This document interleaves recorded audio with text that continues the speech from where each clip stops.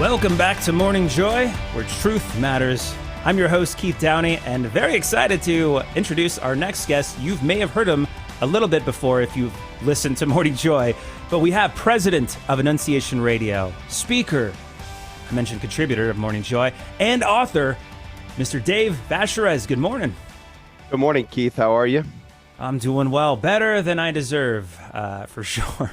Let me ask this real quickly. I just heard the question, and I've got a little hint, if you don't mind, based on something that actually happened to me yesterday. It's kind of a somewhat connected hint to the answer to the question. Yesterday, I called the constipation hotline, and they said, please hold. It was frustrating. I can imagine. You're already holding. Sorry. So you're saying that that's a hint to the question of the day? I'm just saying, think of it has a connection to the name. That's all I'm saying. A partial connection to the name. Okay. Yeah. I just made There the connection. Hey, and if you did too, you got to play the question of the day, grnonline.com/joy. Yeah. Good morning to you. That's great, Dave. Oh my goodness. But we're talking about you and your book. My goodness, you wrote a book about your experiences with Mother Angelica, which there's so many questions that I have, but maybe maybe I will start off with, since it's kind of the theme here. Was Mother Angelica a strong woman? Mother Angelica honestly was the strongest woman I have ever met in my life, and I think one of the strongest women who the Lord has raised up to serve the church. She had a faith that was unshakable and a humor that was attached to that. So she could speak very, very strong things to someone and yet make them feel comfortable, because she would interject a little bit of humor along the way as well, and a little bit of self-defacing and all that kind of thing. She was not just strong, she was humble, and she knew absolutely, and I think we could say this about all strong women in the faith, that is, they know where their strength comes from. It's not their strength. Mother Angelica would have proclaimed to everyone that she was a weak person, a broken person, but the one who lived in her was stronger than anything else that she could encounter, and she believed that 100%. Yeah, there's something about humor that can disarm somebody who's already, about to go guns a-blazing about the, I'm a Protestant of faith. So that's the fact that she was able to harness that. I mean, that's a testament to her. But your book, what inspired you to write this book about your experiences with Mother Angelica? Yeah, I mean, just living life with Mother Angelica. And I would say not only my encounter with Mother Angelica starting at 21 years old, and then serving in one way or another the work of EWTN for the entirety of my life, even to today, but more so to really kind of put into words the birth of a vision that Mother Angelica had for Catholic radio. And my, because of her invitation, my participation in that, not only at EWTN, but all around the country, and seeing that growth happen. It's a dramatic, fantastic story of faith. Not only Mother Angelica and her faith, she was the first one to step out and say, stand on my shoulders. But then a bunch of other people came forward, like Toya Hall, like Lynn Oswald at Guadalupe Radio Network, but also so many other individuals around the country who laid it all on the line to follow, to stand behind, to walk beside Mother Angelica as this thing came to birth. Wow. Now, without giving too much away from the book, do you have, or can you share an impactful moment or lesson that you learned from Mother Angelica? Well, there's so many, but I'd like to talk about one that I cover in the book, and that's learning how to trust in God. I became acquainted with Mother Angelica at a very young age, 21 years old, entered into her order for men, discerned a call to the priesthood until she kicked me out. And so anyway, no, but I continued on in a different work. But when I was serving as a friar there, when I was discerning the call to the priesthood, I would run camera for Mother Angelica Live in the early years. This goes back to 1987, 88, in the early years of EWTN. And she would gather, before her live show, she would gather all of her employees together to pray, all of those who were working the live show that night. And we finished our prayer one day, just minutes before the show was to begin. And one of the people gathered there, one of the employees said, "Mother, what are you talking to our audience about tonight?" And Mother Angelica said in the sincerest way she could, "I have no idea." And the employee was like, "What do you mean you have no idea?" She said, "Well, the Lord hasn't told me yet." And I thought, here I am, I'm really encountering the Lord for the first time in my life, very, very new to walking in faith, understanding faith. And I'm looking at Mother Angelica with 2 minutes to go before we go live, and her saying, "I have no idea because the Lord hasn't told me yet." And I'm getting behind the camera that's going to be focused on her, and I'm waiting for the train wreck that's about to happen.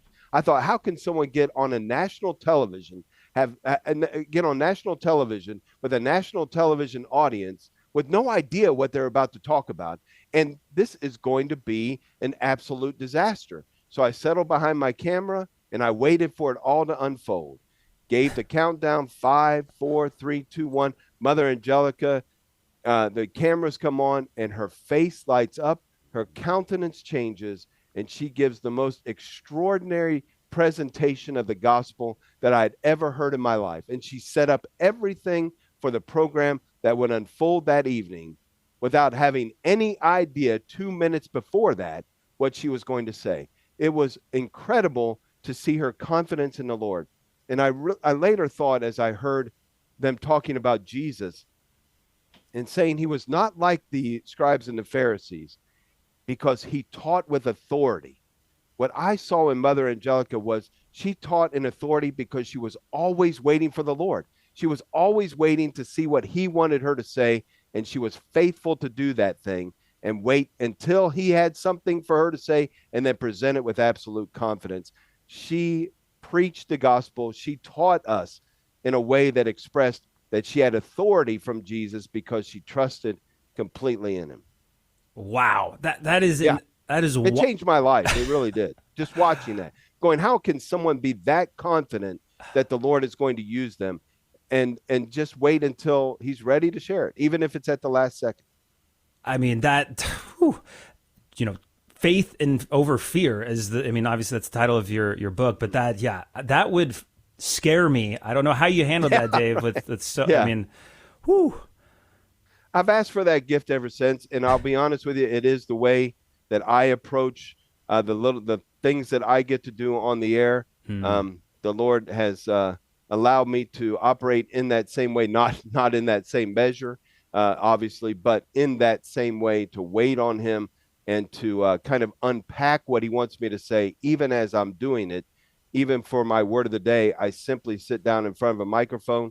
I read the readings to myself, and we begin recording because I really want the Lord to be able to speak to His people, not through my preparation, not through an agenda that I might have, but through what He wants to say to people at that very moment. Wait, so are you telling me that you don't prepare your word of the day, that just comes straight from the heart? Oh, I never, ever, other than printing the readings, I sit with our producer, Tim. I read the readings. I tell him I'm done, turn on the mic, and we go. Because, Wow. yeah, I believe that, and I asked for Mother Angelica's intercession on that, of course. But ever since I saw her do that, I came to learn we can do that. Some of us are called to do that. Some of us are called to prepare. I think really, really smart people are called to prepare. I'm not, I don't have that bridge to overcome. I don't have a lot of natural intelligence, so I don't have a lot of roadblocks up. And the Lord is ready to use me, and I'm willing to do that in the way that He's raised me up to do it.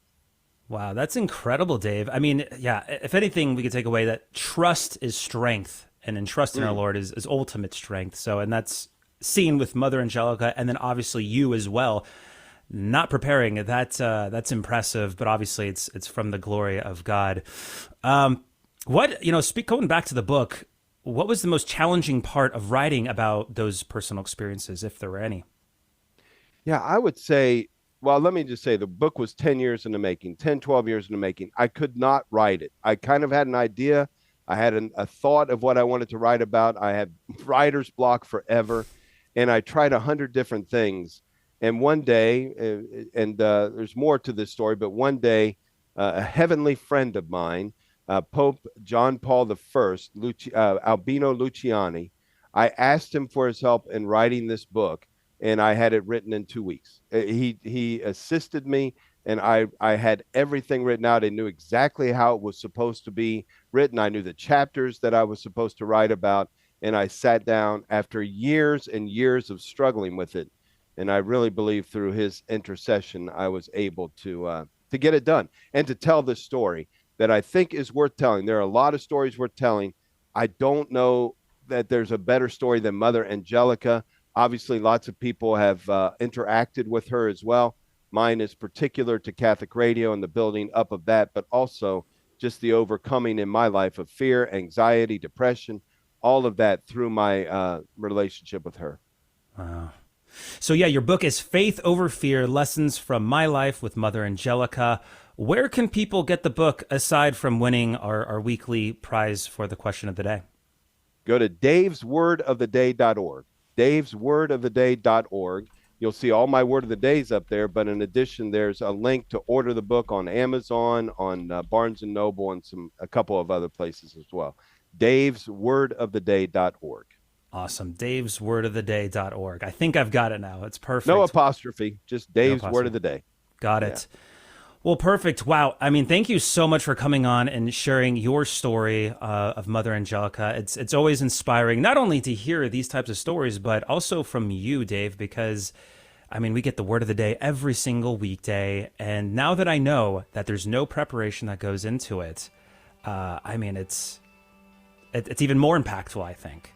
Yeah, I would say the preparation is prayer time, knowing the Lord. But then I also want to say mea culpa, mea maxima culpa for the joke. It was horrible. It was ridiculous. But I'm sorry. I just couldn't help but tell it. Are you kidding me? That was great. The slow thinker ones are usually the ones that hit with me the most. So thank you, Keith. Of course. Thanks for hopping on, Dave Vacheresse. Remember, his book can be found at daveswordoftheday.org. But if you're going to be staying and listening for Mass, please pray for us. We'll see you tomorrow. But we do have our after show clubhouse. You want to stay tuned. We're going to kind of expand the conversation in a more relaxed environment, and you can interact with us. You can go to GRN Online on YouTube or Morning Joy Show on Facebook, and we'll see you there.